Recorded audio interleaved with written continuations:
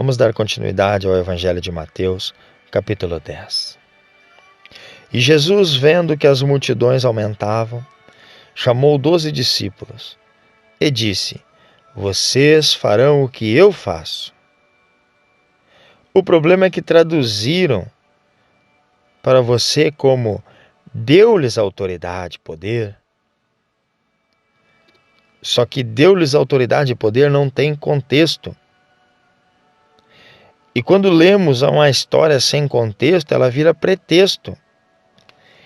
E aí ela acaba virando pretexto para novas doutrinas, como a doutrina do Caicai, por exemplo, que tem rolado por aí, e tantas outras doutrinas que se formam em cima dessa mística autoridade que Jesus deu para os apóstolos. Jesus não deu autoridade, esse tipo de autoridade para eles. Não nesse momento. Jesus deu autorização para que falassem em seu nome. Como é que funciona isso? Já expliquei e explico de novo.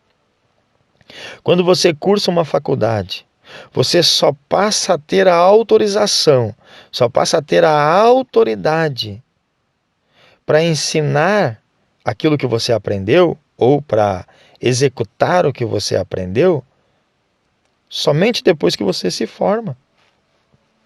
Então, Jesus está dizendo para eles, depois de 1260 dias na escola de Jesus Cristo, vocês farão o que eu faço. Exatamente como eu faço, assim vocês farão.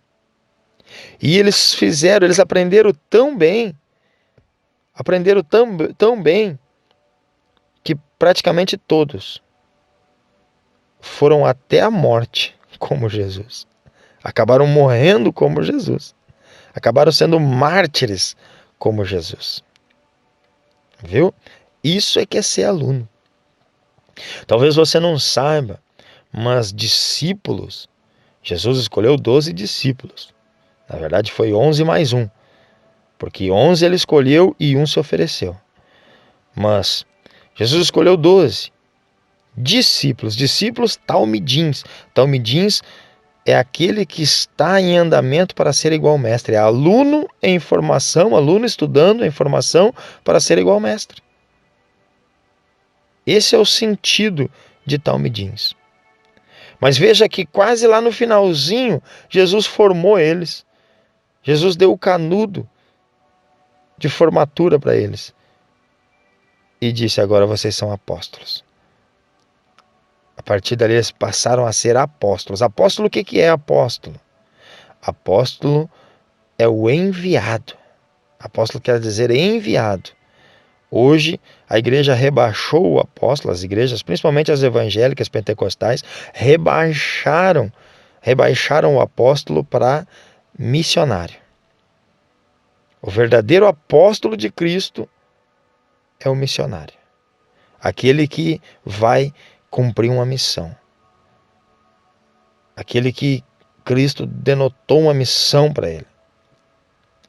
Mas sobre essa história dos ministérios, dos famosos 5 ministérios, que eu desde já te adianto, não são 5 ministérios, são 5 dons, é um dos maiores erros da humanidade, né? É um dos maiores erros da cristandade, não são 5 ministérios, são 5 dons, é o dom de apóstolo, o dom de profeta, o dom, os 5 principais dons, dom de evangelista, dom de pastor e dom de mestre.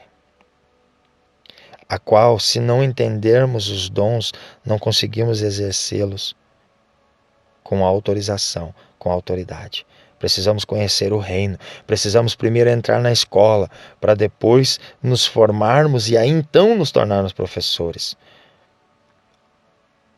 Veja o problema que é escutar quem não tem dons. Veja o problema que é você escutar quem não tem autoridade, quem não tem autoridade de autorização para falar. Quem não aprendeu com Jesus para fazer o que ele faz. Vocês farão o que eu faço. Veja o contexto, viu? Viu como agora encaixa o contexto?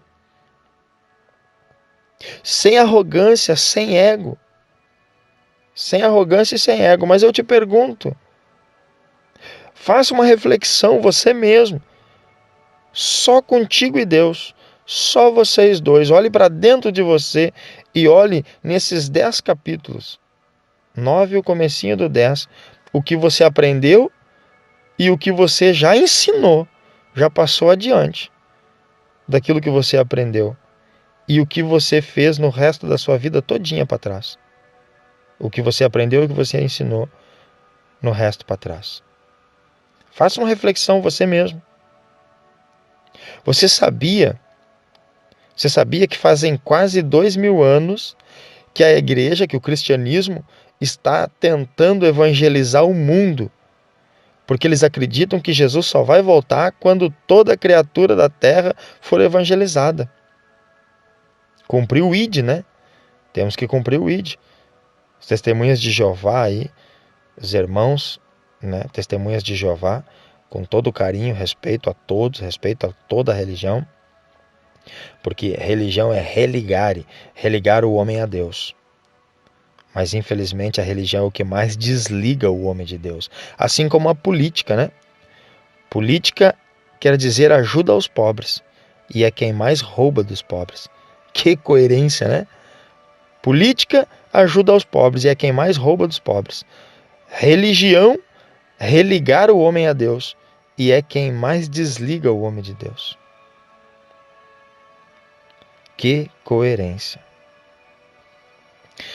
Como se fosse algo místico. Então eles ensinam, deu-lhes autoridade. Vamos mandar vir fogo do céu. Eu levanto a mão, cai todo mundo.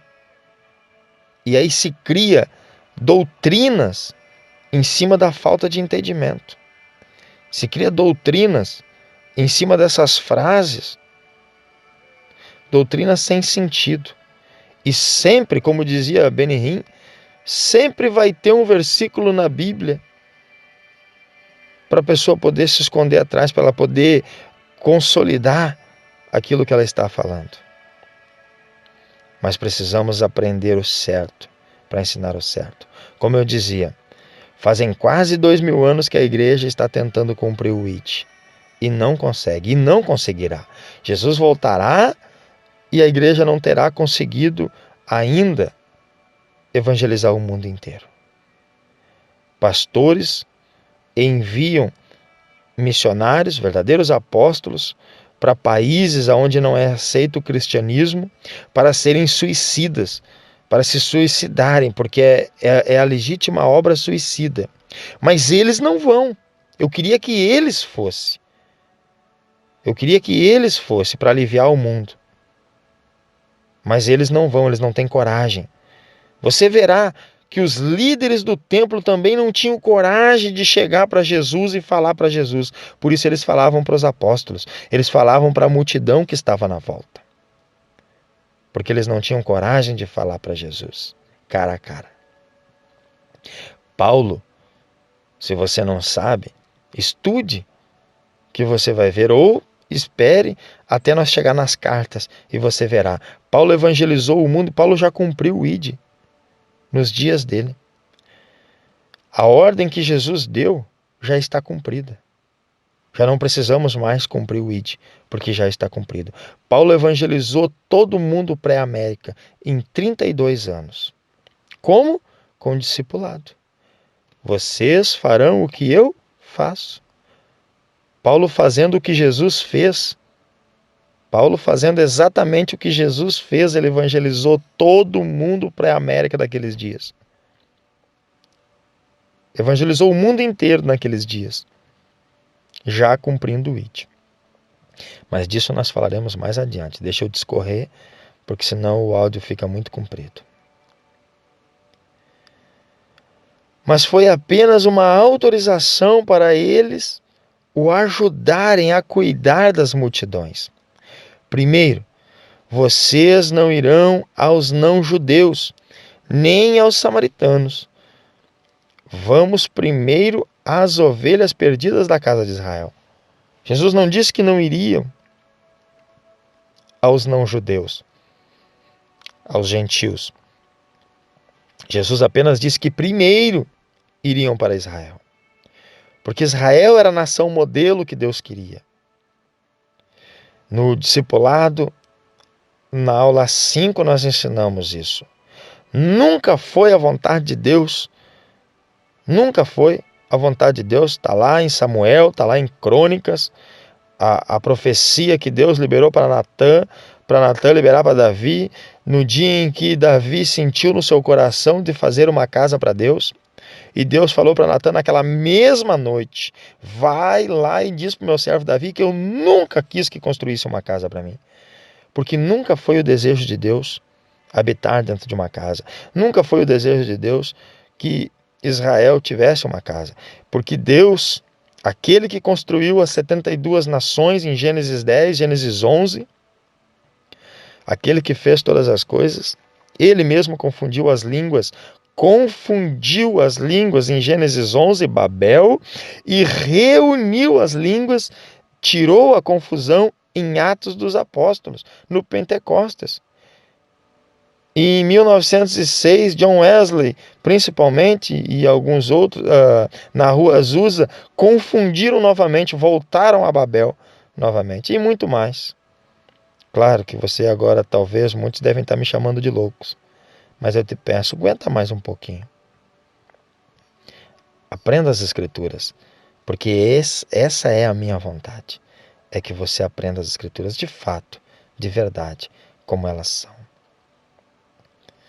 Jesus enviou eles primeiro para Israel, aquela nação a qual Deus queria que fosse diferente. Mas eles chegaram para Deus e disseram: nós queremos um rei como todas as outras nações. E era como se Deus dissesse para eles: eu não quero que vocês tenham um rei. Eu quero que vocês tenham um Deus. E eles disseram: nós queremos ter uma casa para o nosso Deus também, como todas as outras nações. E Deus disse: era como se Deus falasse: eu quero que vocês sejam diferentes. Mas eles não entenderam. Eu fico por aqui. Até amanhã.